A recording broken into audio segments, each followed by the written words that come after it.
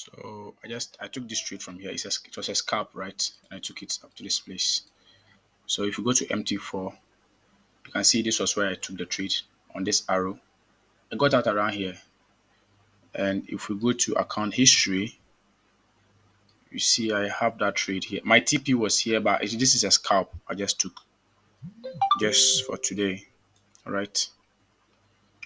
So we go around. This is it. This place right there. You can see the lot size 0.25 and sell gold $50 just like that.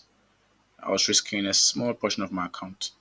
So I would have probably been around this place for the TP, but I just got out. It was a scalp, so you don't want to gather too much. You just want small from the market, nothing much. Look at this. So this is just a scalp. All right, this is a scalp, and this is how I treat this scalp here. Let me show you how I got into this scalp. Let me show you.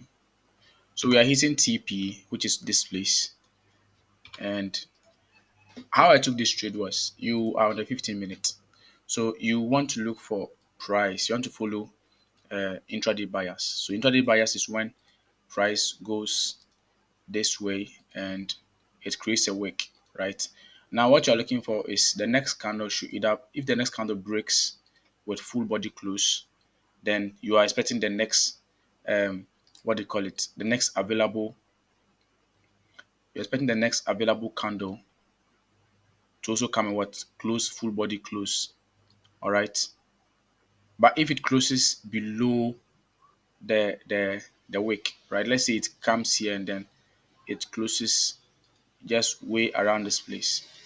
Even if the wick extends down, but then it gives you this kind of vibe, and you have price closing below this low, then the next expectation you want to see is price closing above this high.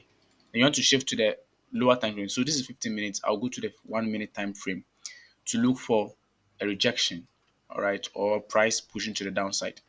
You can see this is it. This was my high. That price actually swept and closed below. So I took the trade from here and then I pushed to the downside. So this is just a simple scalp that I go through. Um, this is an intraday bias kind of thing. So for you to understand more, you need to actually learn most of the ICT models for the daily bias and how to follow. Sorry, the MMXM daily kind of structure based thing. You can see from here.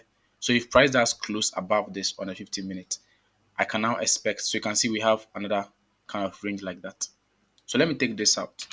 So if I see if price close below, if price close inside of this, I'm going to go to 15 minutes and look for another position again. Let's just hold on and see how it goes. So this is 7. This is 7 minutes. I can't wait for 7 minutes. So just going to pause the video and show you screenshots. Probably, maybe. But if this closes above, right? If it doesn't close below and close above, then you look for the same kind of structure like this one. Rejection. You can see the hammer and everything. Then you start to take the trade to the downside.